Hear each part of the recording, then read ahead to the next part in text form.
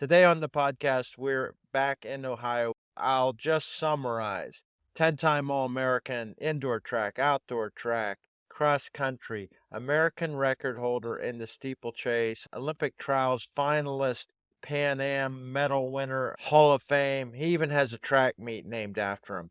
Today, welcome on the podcast, Sid Sink. Hi, Sid. Hi, Matt. Nice to be with Sid, you. let's start with your origin story as a competitive athlete or runner. How did you get started in sports, competing, running? Okay, that I can remember, even though it was a long time ago. I started high school in Dayton, Fairview. My freshman year, I was trying to be a basketball player. The freshman basketball coach is also the cross country coach.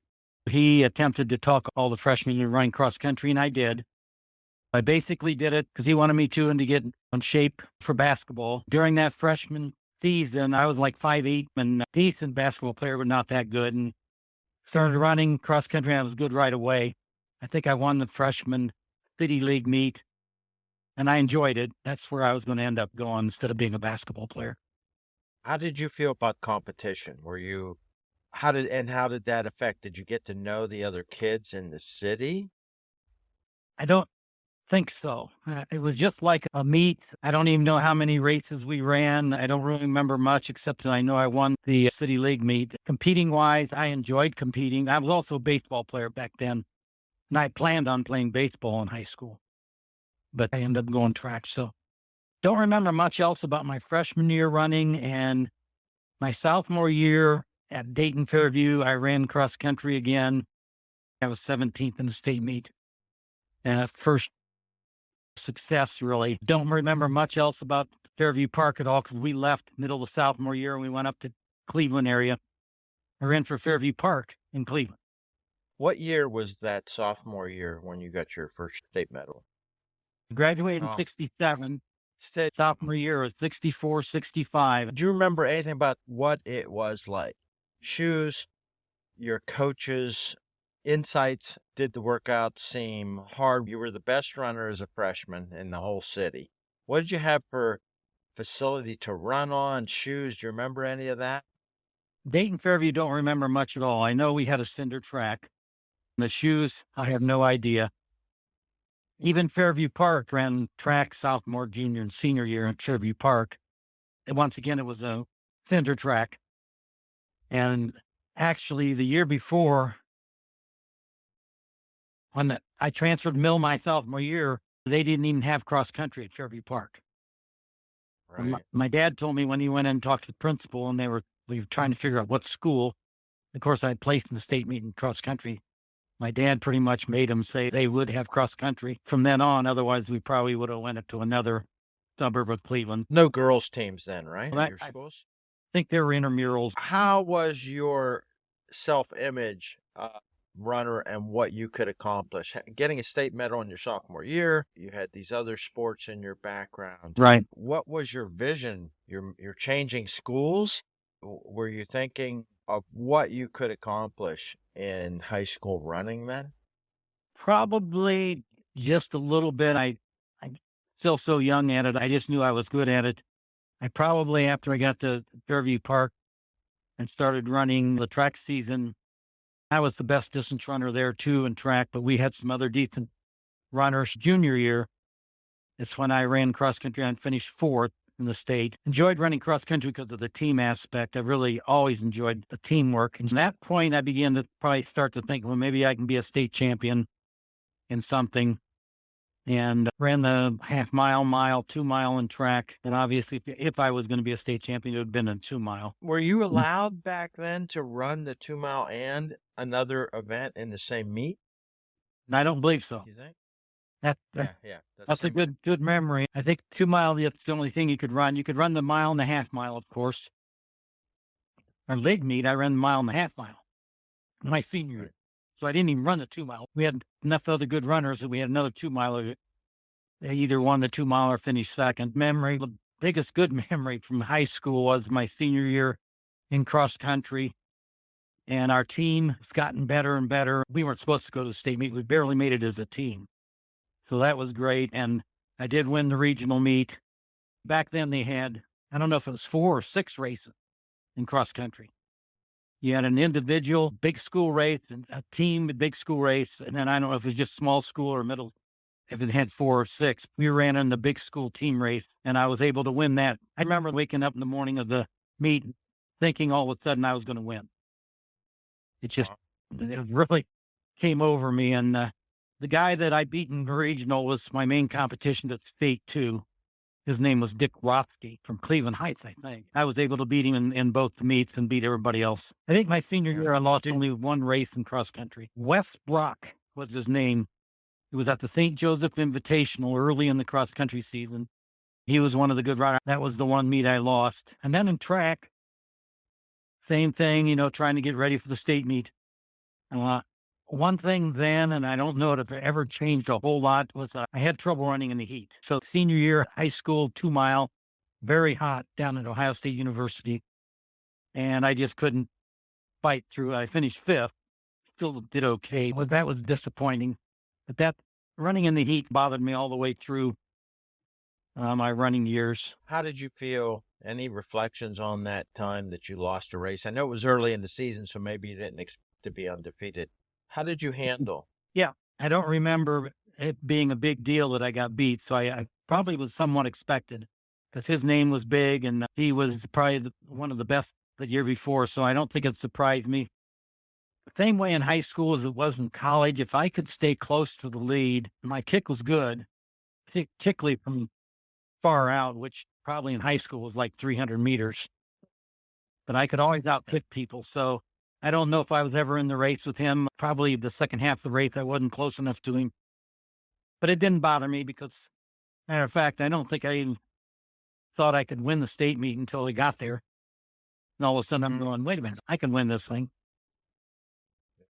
But you've had such a long career and you were a good student. But I want to talk about your decision to go to college and all that. But how easy or hard was school and academics for you? How much work did you have to put in? It was easy, pretty High much. school. I didn't have to put in a whole lot in college. I was a math major and education, but so math was very easy for me. I studied some, but I don't think I had to study that much. And that was even the same way in college. Did your family have people who went to college? What was your thinking and how did you decide where to go to college and what was the decision about running? Okay. Yeah, my dad went to college and I know partway through, probably starting my junior year, I knew I was going to be going to college. And as I got better and better at running, I knew that had to be a part of it. So when it got to be my senior year, I know we were looking. It's funny, Bowling Green was always on my mind. I had a cousin that went here to BG when I was a junior and senior. So I always looked up to it. So my senior year, we had to figure out where. I got recruited fairly hard by a few colleges. I know West Point really wanted me to go, but I would never considered that. So I went to a visit to Bowling Green and Mel Brote was the coach. He was such a good coach, but he recruited me and I pretty much had made up my mind I was going to go to BG. The only other thing that might have happened, the other college that had a great distance program and I considered somewhat was Western Michigan. And I remember we were going on a paid visit to Western Michigan. We left in the car and hit a blizzard. No blizzard, and turned around and came home. And I never visited. Well, at least it wasn't hot. At least it wasn't hot. That's right. So I never visited Western, and I don't know if that would have changed if I'd have went. They had a heck of a coach then, George Dales. My guess is I would have still went to Bowling Green.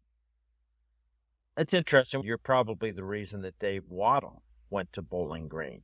And these things that change. So a snowstorm may have affected where you went and you being at Bowling Green. It Yeah. sounds like Dave Waddle changed his mind. Sure. I wanted to ask then about the day of the state championship in high school. You said, I could win this. What were you thinking was possible for you as heading into college after talking with Mel Brote?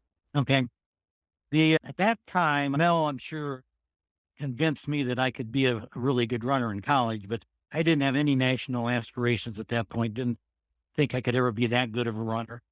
And maybe Mel, I think I surprised Mel when I got to BG right away, but then I surprised myself.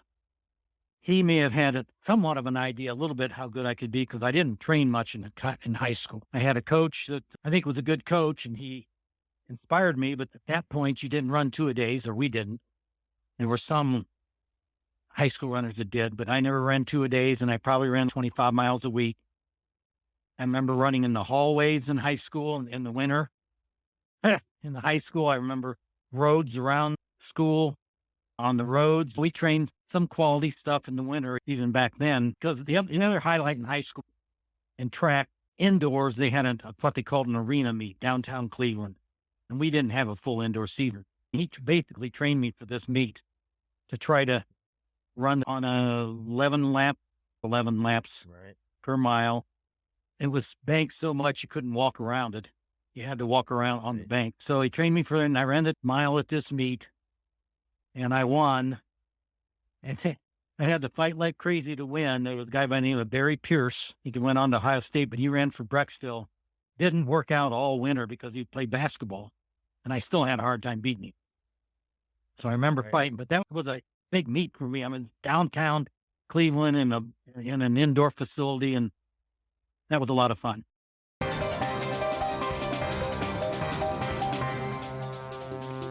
Let's talk about the details. You're going to Bowling Green. You get a full scholarship. How much did it cost? Where'd the athletes live? Were they together? Who was your roommate? What was that transition like as a freshman? Actually, as a freshman, I did not room with the runner.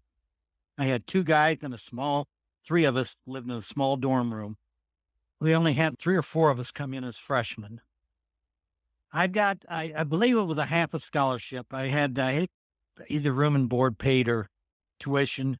I think it came to $1,500 total.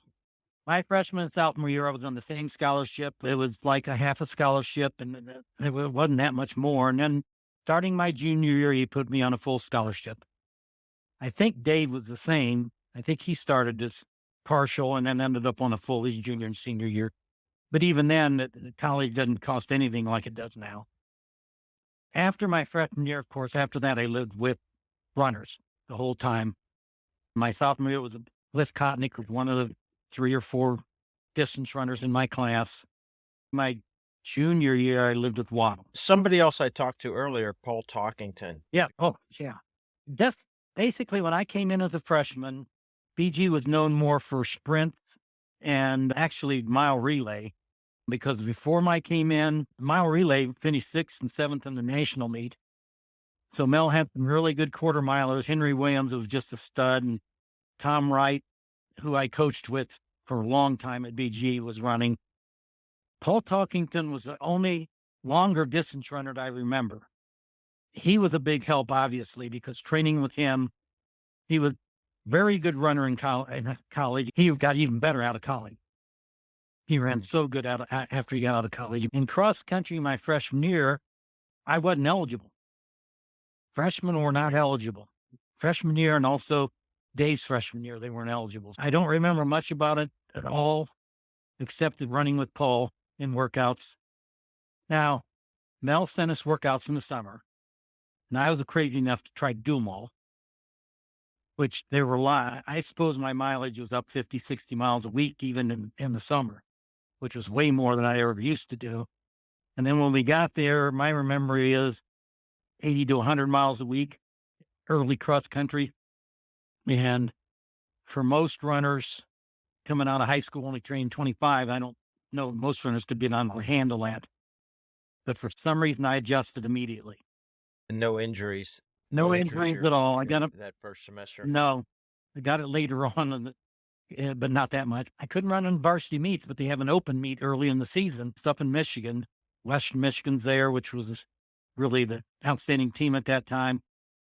So I start the race, and I'm in the middle of the pack, and all of a sudden I just start passing people. And I don't understand. So I get all the way up near the front. I pass Paul. I end up passing a guy, Havila for Western, who was their number 1 runner. I finished like 3rd or 4th in the meet. And I'm sure at that time I shocked the heck out of Mel and myself. And I think at that point he began to think, maybe we got something here. That's great. How did the steeplechase come into your activity?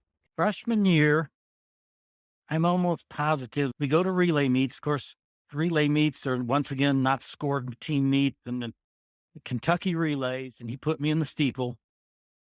I wish I could tell you for sure I won the thing. I think I won it. That let maybe 40, 50 schools come to those things. And at that point, I knew that this was going to be my event. Later in the season, after school was out, we had, of course, the varsity had Central Collegiate, had they wasn't qualifying for nationals back then. I know they had national meets and things like that.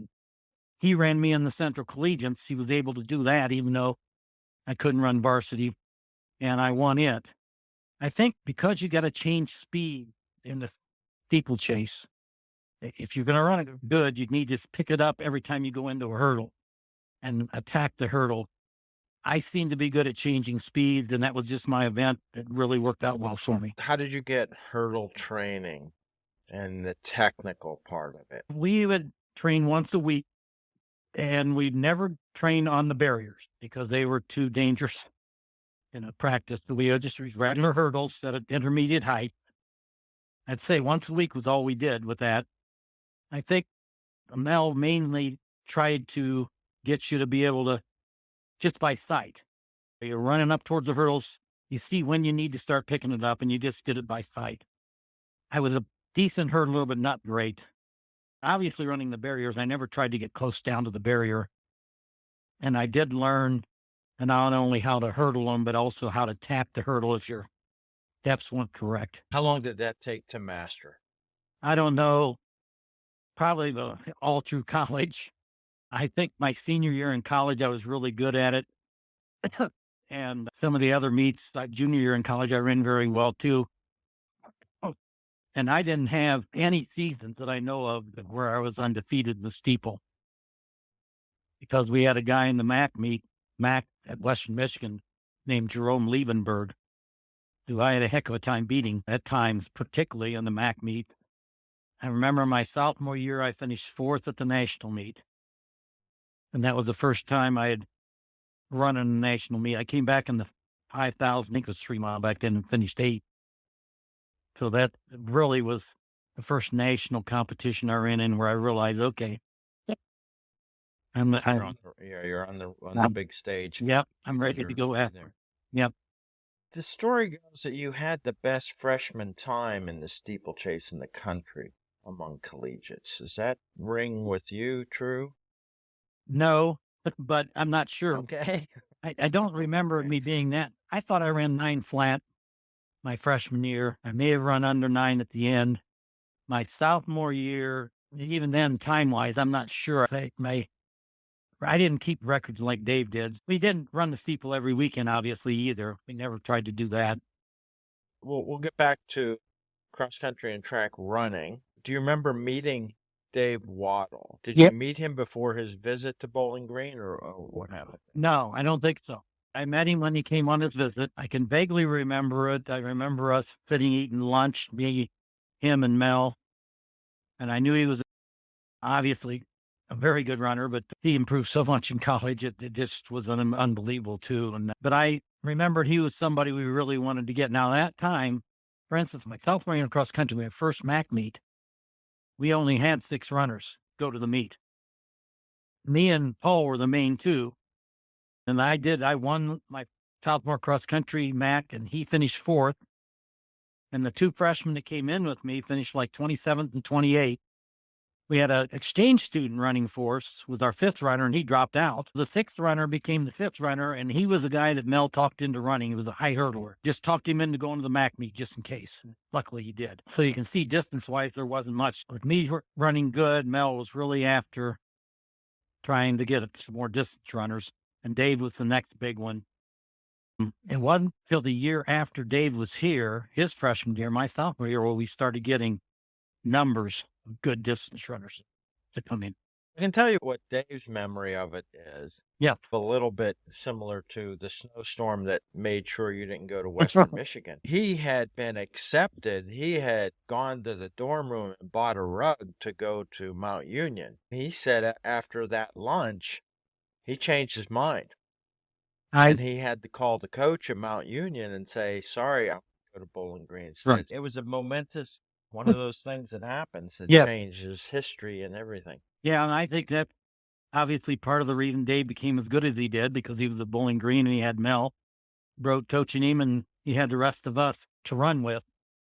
And I kind of remember that luncheon. I think Dave told me later that at that point he decided he wanted to come and compete against me, and I think beat me at that time. That's what his thoughts were, which showed you how much confidence he had.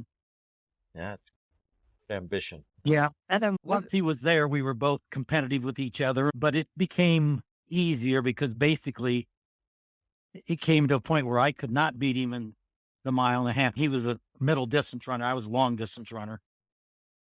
And the steeple wouldn't have been good for him. His legs wouldn't have been able to handle that. But at 3 mile and 6 mile, he wouldn't have been able to beat me. you mentioned the competitor that you would run into in the steeplechase over the years, where it was maybe a who's going to win today isn't so clear. This is before email and the communications are different. How well did you know these other competitors that you would run into periodically? Did you get to know them? How are those relationships? Without the things of email and Facebook where we can talk to each other all the time, did you get to Right. know those competitors personally? Yeah, not the other national caliber ones. Jerome Liebenberg being in our conference, I got to know him pretty well, and we had a good rivalry going. The guy Savage was the other one at Oregon. It was one of the good runners. I didn't ever really. I'd see him at the national meet my junior and senior year. I remember my sophomore year, I won the national meet in a pouring rainstorm, which probably helped me because I loved running in the rain.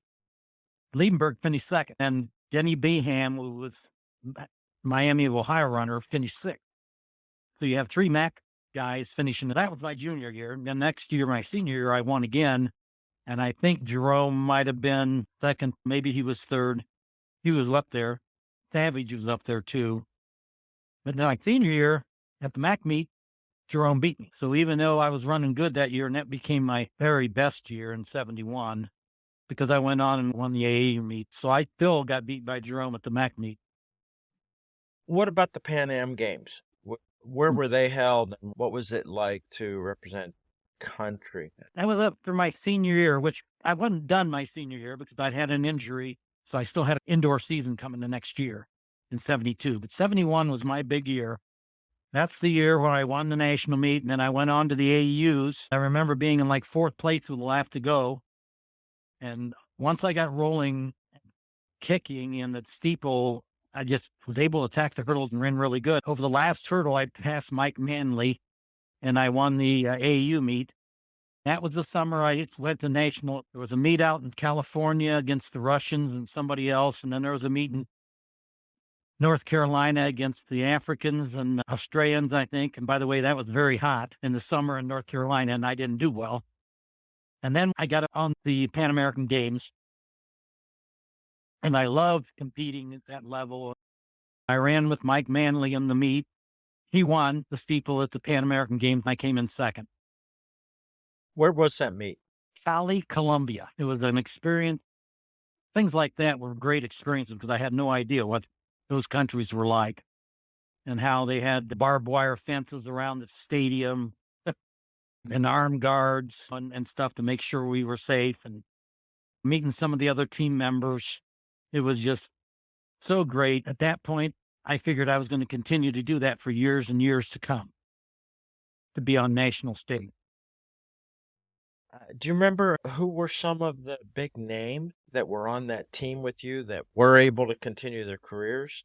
Oh, yeah. Frank Shorter was on that team. He won the marathon. Kenny Moore, I think, was on that team. Oh, Dave didn't run. I might have been when he was hurt in 71. I don't think Jim Ryan was in that meet. Yeah. But, Prefontaine. I don't know that he ran the Pan Am Games, but I remember him running in the Russian meet. He's going over to Europe and running more meets over there. And he was really big, of course, on the international stage and on the fight with the AAU at that time with some of the Did athletes. you get to know him at all? Some people say he's that approachable if you weren't Yeah. training with him. Did you get to know him? No, I got to know him a little bit. Some of these national meets, but in 1971, I think I got to know him a little bit. And he was approachable to the point where he was such a good runner and such a headstrong person that it was like a good meeting him, but you knew he was going to beat you, or he planned on beating everybody all the time. But I still liked him. I think Dave got to know him better than I did, being on the Olympic team together. But he was the character. The hardest part in the races for me were the middle of the races, and that's where Prefontaine just really was outstanding. He could run anybody in the ground in the middle of the longer races. I know he tried to do that with Waddle when they were in that mile. We found out here at BG running with him, and that's so in the meets. You can't get rid of it. You couldn't get rid of it. Dave would hang on no matter what. Did you compete with Jerry Lindgren? I did compete in that trials in 72. He was in the trials, but I didn't hardly compete against him at all. And that was on his down slope, I think. Yeah. He was really good before that, but I read a lot about him and really looked up to him. We're on the international stage with the international meets, the Pan Am Games, success there. By then, certainly you're thinking Olympic trials and onward. Right. What was the scope of what you saw could be possible and what we were going to try for? I knew it was possible and that I should make the Olympic team. That was my big goal. After that, getting to the Olympics, I don't know that I thought about medals. When I ran 8:26.6 in 1971, the world record was 8:22.6. So I obviously felt I could be national caliber. I don't know in the back of my mind if I thought I could be Olympic gold medalist or anything like that. I don't think that ever entered my mind. I just wanted to get there and see what happened. By the time 72 rolled around, it was just strictly trying to make the team. And I don't think I had any thought I could do much when I got there because the times were a lot faster then. They went under 8:20. Not that I didn't think I could run faster than 8:26.6, but and then my 1972, I started running into some problems. The first mistake I made was I started teaching. I taught junior high that whole year where looking back at it, I should have never done that. I just didn't think it would bother me. I think Mel tried to talk me out of it, but when you're just getting out of college and back then there's no money flow coming in, I thought I needed to work. And so I think that affected me. But then in the middle of 72, I started having trouble with sciatica. And even though I could still train and I was in good shape, the trials rolled around. I had struggled that year in the steeple. Part of it was with sciatica. I don't know if it affected me, but I wasn't hurdling as good. I wasn't able to compete as good. So when we got to the trials in the steeple, I wasn't real confident as I should have been. Still good enough shape probably to do it. And the finals in the steeple at the Olympic trials was very hot again. And that didn't help me mentally either. Apart from Dave Waddle, of course, was there. Any other teammates? Was your coach Mel Brook there? Yeah. At the trials? He was at the trials, definitely. And none of my other teammates. We had some that were good enough. Steve Danforth ran in a national meet. I remember when I finished 4th in the 3 mile my senior year after winning the steeple, he finished 8th. So we had other good runners. But in the Olympic trials, it was just me and Dave. I remember, of course, the first weekend was the steeple and Dave in the 800. I remember both things happening. Me not being able to do well in the steeple, I think finished 10th or 11th. And Dave winning the 800. And I realized before he did that he broke the world record. Yeah. Yeah, what happened there? Where were you standing when he crossed the finish line? How did you find him? I remember being near the finish line, of course. I don't know if I was out on the track, if I was able to be warming up or something, but I remember looking at this board, and I knew at the time what the world record was, and I remember seeing, I mean, oh my God.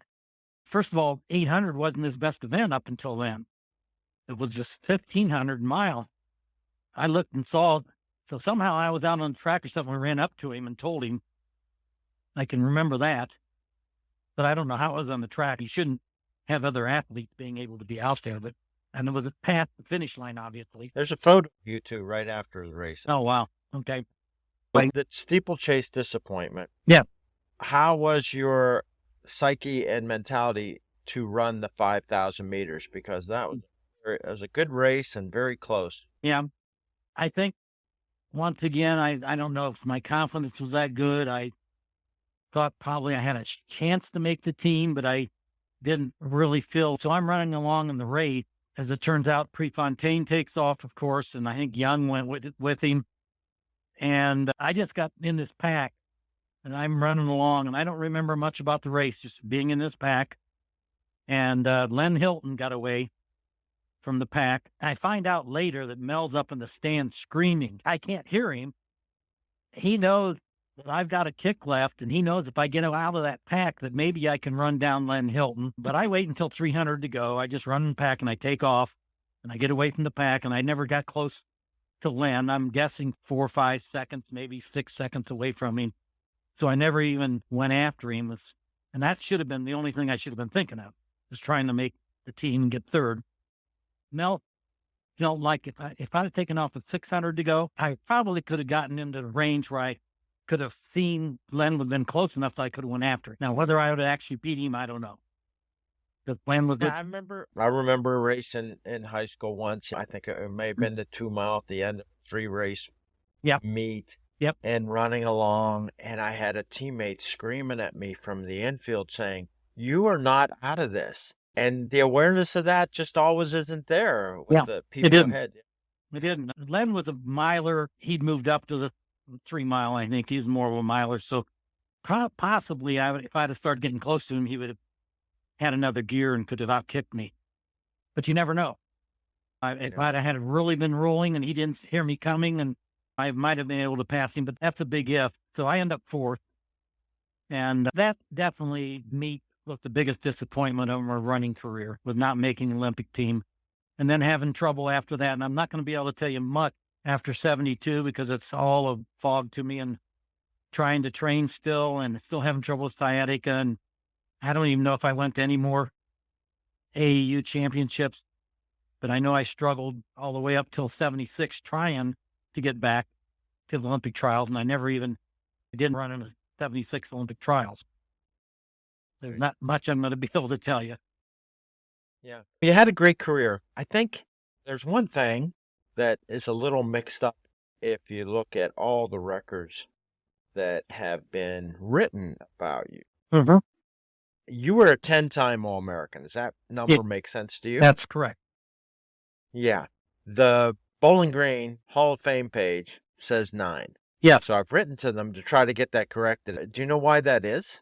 Yeah. I don't know why it hadn't get corrected everywhere, but you realize back in my running days and even after my running days, we had a couple other people that are involved with this. The All-Americans were only the first couple in a race, and it was just overall places. In cross country, it was back when my senior year was top 25 runners, but that was it. They did not take into effect foreign athletes. So there was a lot of push at that time to get that corrected, to not track. I finished fifth in the 3 mile, fourth in the 3 mile, and I was not an All-American. So they must have had only the top 2 or 3. And later, in the next 3 or 4 years after I was out, or coaches in the NCAA corrected it, went back and displaced the foreign athlete and made it. And so, and I know in that 3 mile, Gordon Minty, Eastern Michigan runner, was very good and finished right ahead of me in third. So when they removed them from the All-American, they became All-America, I guess. That made me an All-American. So it was after the fact. That happened to Waddle in cross country too. Correct. Yeah, he finished 30th and was moved up to 25th later. Your coach, Mel Brote, seemed to have some role in Oh, that. he was the big instigator, I'm sure. Yep. He was very much a part of that. And we actually had 2 other runners, Steve Danforth and Tracy Elliott, that also finished in the low 30s and had become All-Americans afterwards, but weren't declared All-American. Then Bowling Green was certainly well known in your conference, in running at the national level with all the success that you and your teammates had. Then, of course, the 800 meters in the Olympics put Bowling Green in the ears of all Americans following the Olympics. It became a well-known university name Yeah. because of Waddle's accomplishment. Right.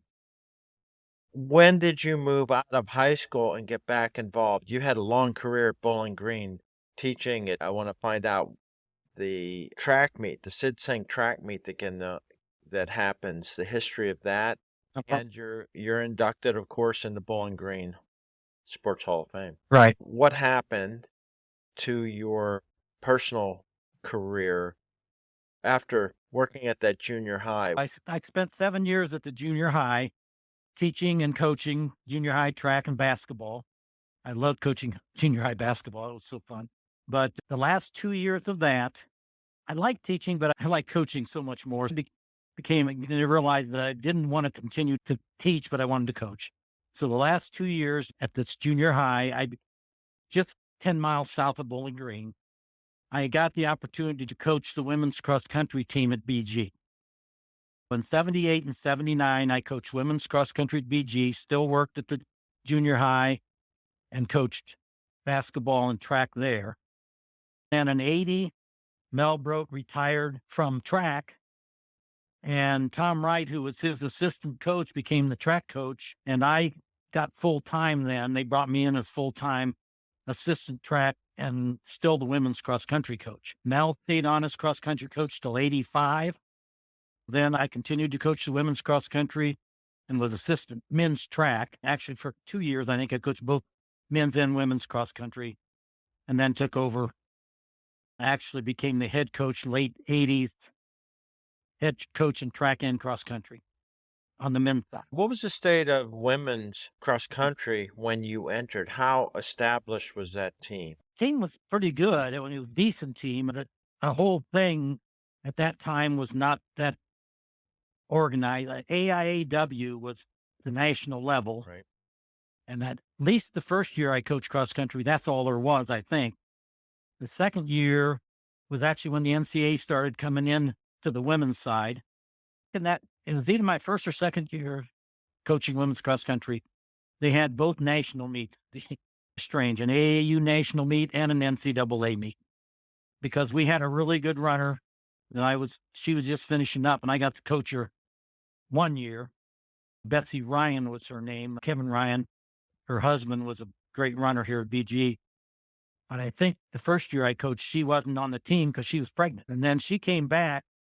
That was her 4th year of college, by the way. She graduated in 3 years. So she was an unbelievable runner. And she came back the 5th year after being pregnant, after having the baby and everything, and ran for me that year. And she won the MAC meet. And we had a choice of AIW or NCAA meet to run at for national meet.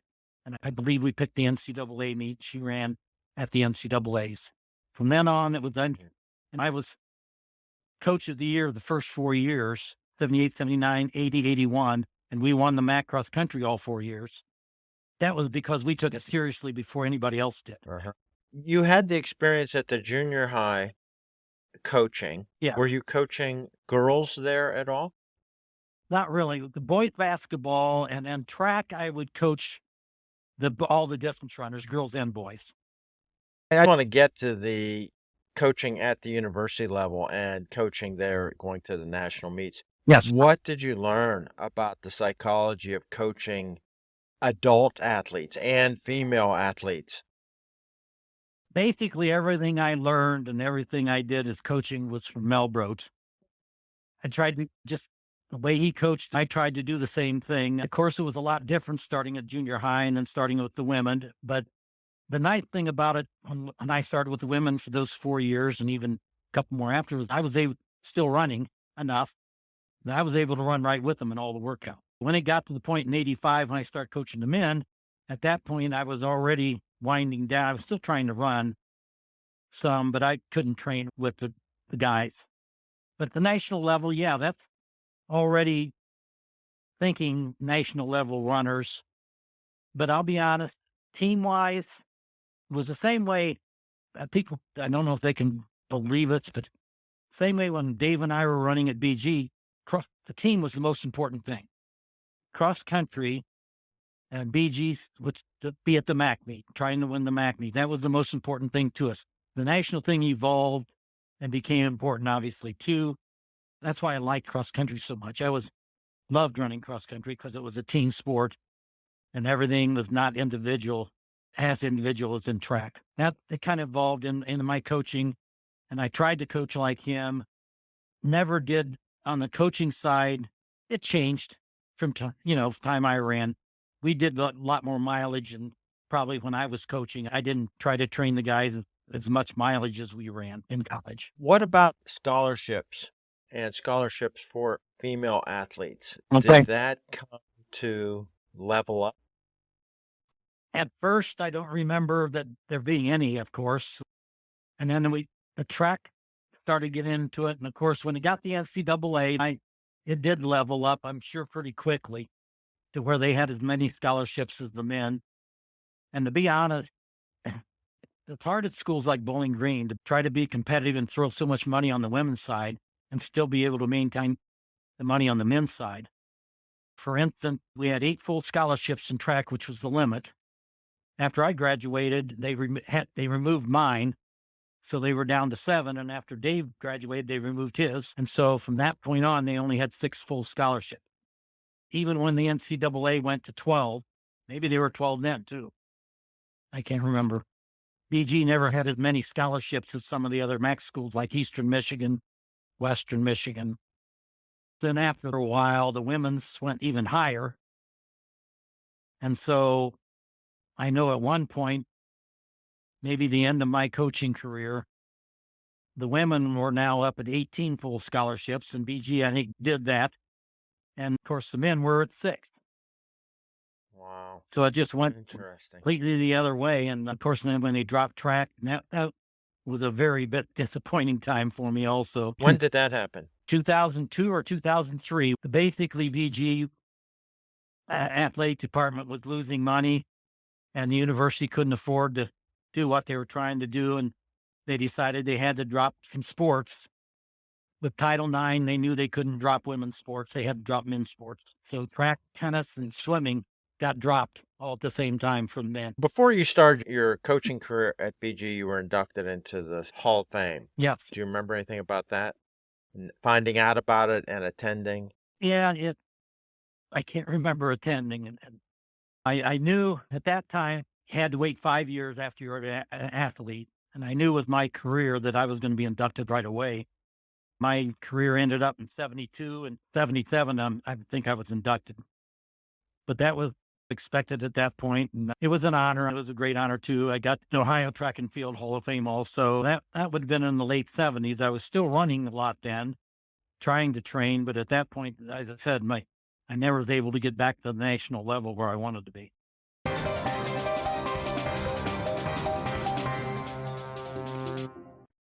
What is the story of the Sid Sink track meet? BG had done that after we were gone, me and Tom Wright and Steve Price. So BG has been good enough to name meets after each one of us because they couldn't name facilities after us. And they couldn't even name facility after Mel, which was a real shame.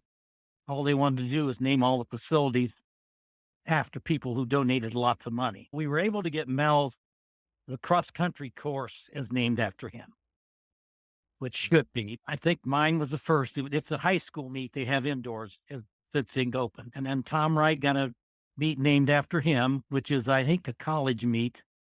And then Dave got a high school meet named after him. Have you been able to attend that meet?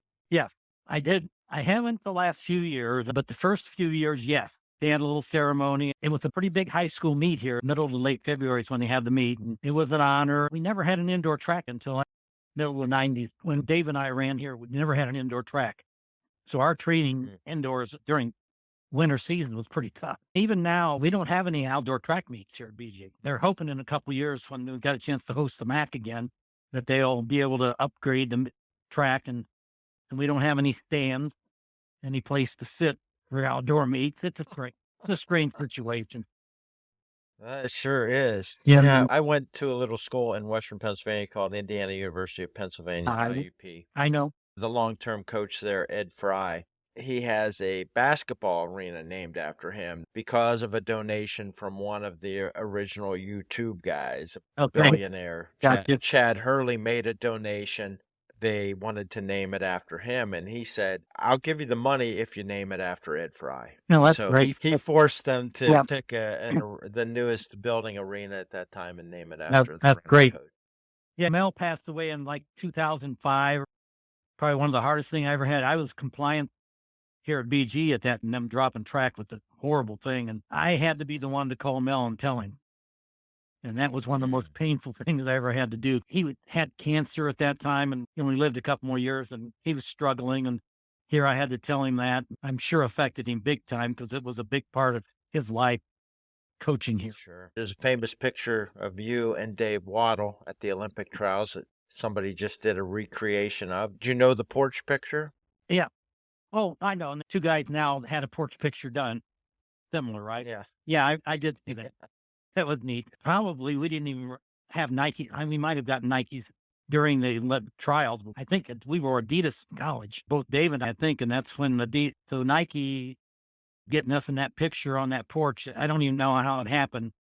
It was neat though. I remember Nike having a room full of shoes and us getting a lot of shoes because of our success. But back then it was a lot different than it is now, of course, with sponsorships and how much money some of these athletes can get. Was it ever a concern of yours with your athletes, with performance enhancing drugs, with sponsorship, with under the table Mm. payments? Was that something you had to monitor, be concerned about? Did you have to discuss that with the athletes you coach?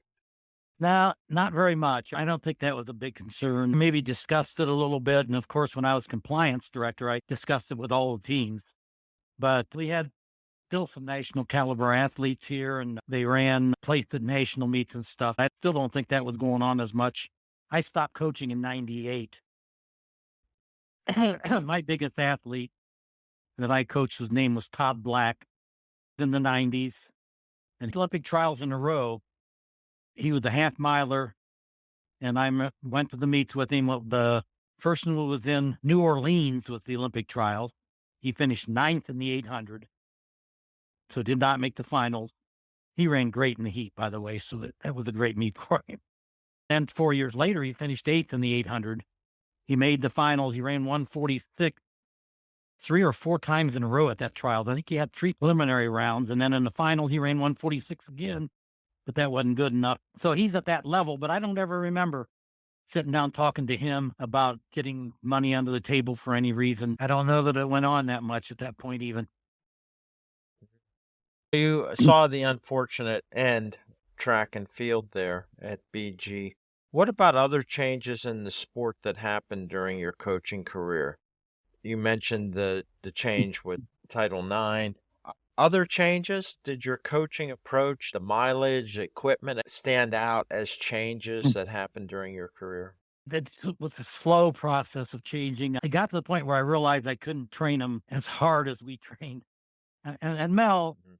we just did, some of us did so well under his training, but there were a heck of a lot of athletes that didn't make it with his training. I mean, got injured and couldn't make it through it. But for national caliber athletes, it was great.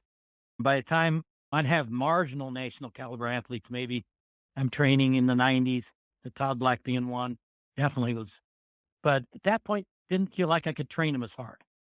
We didn't run as much Right. mileage. We probably 70 miles a week with the longer distance guys.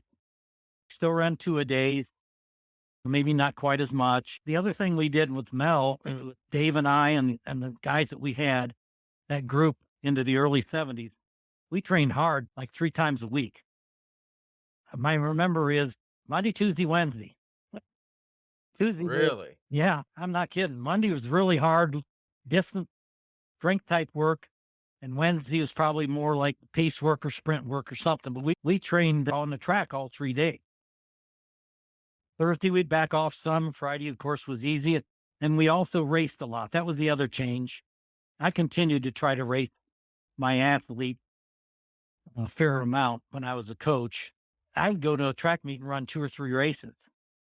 That was part of our training, I think, was our races.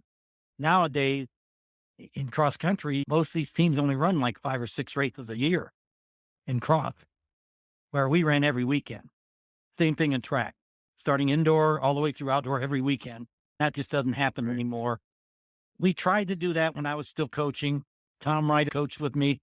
He was the sprint coach. We'd take him to the big meets like the Penn relays, Drake relays. We tried to go around to some of these big meets. Man, we still developed some really good 2 mile relay teams and mile relay teams, but the training changed. And I don't know if I can't say the caliber of athletes that I worked with was still good and still very good. But if I'd have been training people like Dave Waddle, if you get an athlete like that, Todd Black for being a half mile, He should have been a 1,500-meter runner, and I just never got him to be able to run that good, but I trained him like a 1,500-meter runner. He trained the mileage and he trained cross country. He ran every cross country season. So the training did change. I don't know, competing wise, we still had a lot of fun and a lot of good times competing in national caliber meet. Talking with Dave Waddle, he values his friendship with you, and certainly with your disappointment at the Olympic trials, you had a different outlook for the 1972 Olympics. What do you remember about watching those and seeing your teammate and other people of your friends have great success? Yeah, it was both ways. It was bothering me. I mean, I was jealous a little bit, but I was rooting for Dave, of course, and we didn't have any idea at that time he was going to win the gold medal, especially in the 800. I'm watching the meet, and of course, the steeple was in the first weekend, and I watched that and wishing I'd have been there. But somehow, the morning of Dave's final in the 800, before it was on TV here, I heard about the result. Ah, I knew going into it, watching it, that he'd won. Although, as the race right. developed, I couldn't believe it. Yeah. You just check. Is that news report right? Yeah, I know. You're looking at At it, you're going, how 600 could at that possibly 600 be true? meters. He was so far Yeah. behind. By the middle of the backstretch, I began to see, okay, he's going to be in it, but still to win it was expecting a lot. But I was thrilled that he won. I was excited. First half of that summer, I'm hoping that maybe I'll still get to go because Hmm. you can have something happen. And I'm the alternate in the Right. 3 mile. George Young had qualified in both the steeple and the 3 mile. So I'm hoping maybe he runs the steeple and decides not to run the 3 mile. Yeah. Did the clock just run out, or did you get a notification? Clock just ran out. And to be honest, by the time it got close to the Olympic, I was not in great shape. I kept training, trying to be ready for it, but it got more disappointing. I think I got more and more out of shape to the point where if I'd all of a sudden in the last week before the Olympics got to go, I don't think I'd have done real well.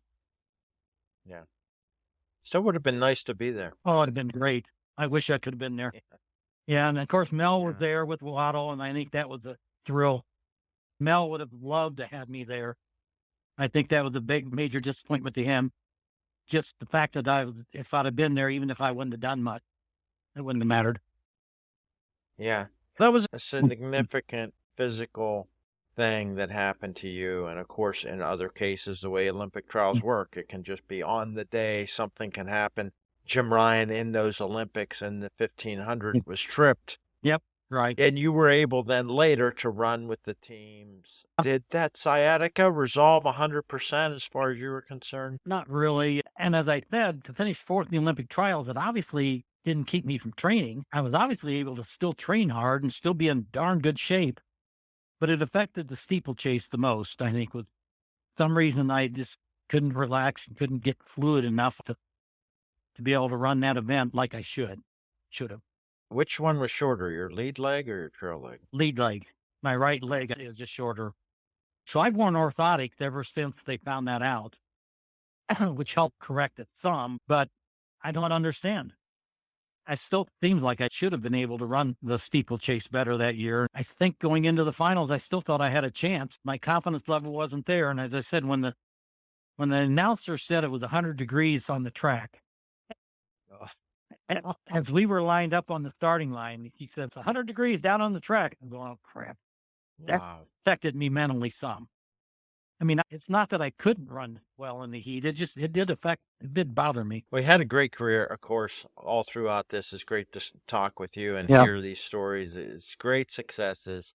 Do you have any falls in the steeplechase in meets? Surprising because I ran a lot of steeples if you put my sophomore, junior, and senior year, and then 72, never fell. The only effect, and this is kind of strange, my sophomore year at the national meet, the running, I hit my heel on the barrier, on the corner of the barrier, and almost fell. And I remember continuing to run, not bothering me at all. And that's when I finished fourth. So I don't think it affected that race at all. But then the week after, my heel was just killing me. And I had to not run at all for a month or a month and a half that next summer, which was unusual. That's the closest I ever came on the steeple barrier. I never, of course, hurdled the the water jump like some do. Basically, most of the race, I only had one shoe, 1 foot wet. So I'd go slosh, slosh. Later in the race, I think sometimes I get the second foot wet, but in the some races, I never did fall. And it's Nice. something that could easily happen, especially when you're running fast. I always had a kick left and seemed to have something left in it, though, because if you get in a steeple and you'd run too hard and you get to the end and you're just exhausted, you're going to have trouble getting over the barriers. I never had that happen to me. I did have maybe the last lap and a couple of the races I'd have tapped the hurdle because I was tired. But you'd take your lead leg and instead of leading it over, you'd tap it on top of it real quick and you wouldn't lose your momentum. The key in the steeple is don't lose momentum after you jump the hurdle. That's easy to do. If you're lunging, if you're reaching when you get to the hurdle and you're landing with your back, you lose your momentum and you have to get going again. The key is to pick it up into the hurdle, get over the hurdle going faster and roll right into the next part. Right. It's great talking to you. I agree. Looking back, I did have a great career and I wouldn't have traded for anything. Even with the disappointment, we still have kind of a reunion every year where it's only a few of us get back together and play some golf. Those things just mean so much to me and are so enjoyable. Waddle and I get together with Bob McComber and Steve Danforth. They live in the area here. Bob's another one that had a heck of a lot of success after college. Oh, I know what I want to tell you. Cross country. My freshman year, of course, we didn't go. Sophomore year, we went to the Nationals. We didn't have a team. It was just me and Paul. So starting my junior year at national meet, we finished 9th. My senior year, we finished 8th, and that was without Waddle because he was hurt. That was the year he missed. Yeah. After I was done, Dave's senior year, we finished 7th. And after Dave was done, they finished 6th. Wow. So there was a heck of a That's lot. a good 4-year run. I know, a lot of good runners coming through here. And by the way, his injury and my injury, I didn't run an indoor season, happened basically on the same cross-country course. Ohio U had a course that was ridiculous. It was so hilly, and you had to make turns after you came down off a hill. My junior year at the All Ohio that we ran that course because we wanted to run it because we knew next year we were going to have to run it at the MAC meet. And I got hurt. And I finished the season because of our training being so solid. I was able to go right on through and win the MAC meet and go on and do well at nationals and got 8th or 9th. The senior year comes along. We run that same course at the MAC meet and Dave gets hurt. And Dave never finishes the race. And his season is over and he misses indoor track. And it was just a shame, number one, that we had to run that course. And it was a shame we both got hurt. Although I came back in 72 and ran indoors, and that's where we finished second in the NCAA at the indoor meet. Waddle won the 800, I won the 2-mile, and we won the distance medley with Dave and I. Finished with 18 points, and USC won the meet with 19. We'd have never had that if I wouldn't have been injured a year. Something I talked with Dave about. He didn't run 2-a-days when he first got there his freshman year. No. What did you think about Waddle and him sleeping in? I don't remember feeling upset about it or something towards him his freshman year because I think that was the type of athlete he wasn't a long distance runner. He was trying to do what he could. But if he would have continued through the rest of the college year, and maybe he didn't run all the time, but he ran most of the time in the morning, and I think he realized how important it was. And by the time I became captain my junior and senior year, I would have been all over him if he wasn't doing enough.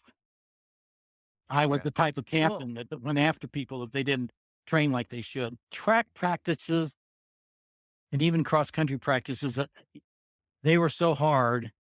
And we had so many good runners by the time my junior and senior year that we would be pushing each other that I don't think I had to say much. That was effective for Dave and I because anytime we'd have short, like 1/4-mile repeat, 200 repeat, I would just be hanging on and Dave would be rolling. Distance workouts, like one of our famous distance workouts was 3 2-mile repeat. And this was about 2 or 3 weeks before the MAC meet.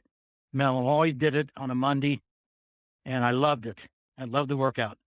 You had to run 10 flat to first 2 mile, 9:40 the second, and try to run 9:20 the third. And there were a number of us that could do all three of those, but I love that workout. Of course, Dave would just be hanging on. Now, would he keep up? And oh yeah, he'd keep up, but he'd be hanging on. He'd be dead tired at the end of the workout. But I think the combination of that, us helping each other in the different workouts was a big thing. Yeah. The other thing I'll mention, one time we raced each other in the middle. Okay. 2 mile. It was either a dual meet or a triangular meet on our track. And Mel decided he wanted us to both run it. And he wanted us to compete. That's the only time we really competed against each other at a distance like that. I had to lead the race, of course. There's no way Dave's going to lead it. We had a couple of other good runners. And so we get the last lap on the back straightaway. One of the other runners passes both Dave and I, Steve Danforth, and start getting in first. And I'm going, oh my gosh, no way am I going to let him beat me. So we get on the final turn. Dave would never pass you until the final straightaway. And you can't, as I said before, you couldn't get rid of him. He'd hang on. So starting this straightaway, I was able to pass Steve. And of course, Waddle blew by me and beat me in the 2 mile. But I think he even glanced over his shoulder at me and I felt like punching him. But it was just a competitive thing, fun. We still had fun with it. But basically, competing against each other seriously. In cross country, I was always ahead of him. He wasn't that far behind me, but the longer distance races, he didn't run 3 miles and 6 miles on track anyway, or steeples. So we wouldn't have an opportunity to have to compete against each other seriously. But we had fun with it. And Dave, I don't know if he mentioned to you, I think in the last 2 years, junior and senior year in college, he only lost one race in track. Yeah. And that was when he was sick. And the Monday after that race, the guys started kidding him about it, and he almost took their heads off. You learned at that point, you don't kid Dave about losing. But it just didn't happen. But he was not happy about it, of course. But running with him and watching him race, you just got to the point where you knew you just didn't expect him ever to lose. By sick, it started 1975, 76. You were still coaching, so you're a fan of the sports. Do you remember Prefontaine's death and finding out about that? Very much so. Yeah, that was a big shock. He, at the time, and even for years after that, was the reason why distance running in the United States got as good as it did. It was training for the 76 trials, so 75 is when he had his crash. Yeah, that was after a meet, right, in Oregon. Yeah. Yeah. And as I said, I'm sure Dave knew him better than I did, but I knew him enough that I wouldn't have mind running pre in the steeple. Oh, yeah? When I was at my best, I wouldn't mind trying to beat him in the steeple. That would have been a possibility. Even though I was a national caliber runner, I just never thought it possible to beat pre in a race. It's a great time to have gone through. Yeah. Yeah. Thank you so much for your time, Sid. It's been great to get to know you a little bit and hear all these stories. Okay, Matt. Thanks for having me. I hope you enjoyed another episode of Running in the 70s. Voices, stories, and memories of athletes who were running in the 70s. Until next time, wherever you are, keep looking forward and don't forget to look back.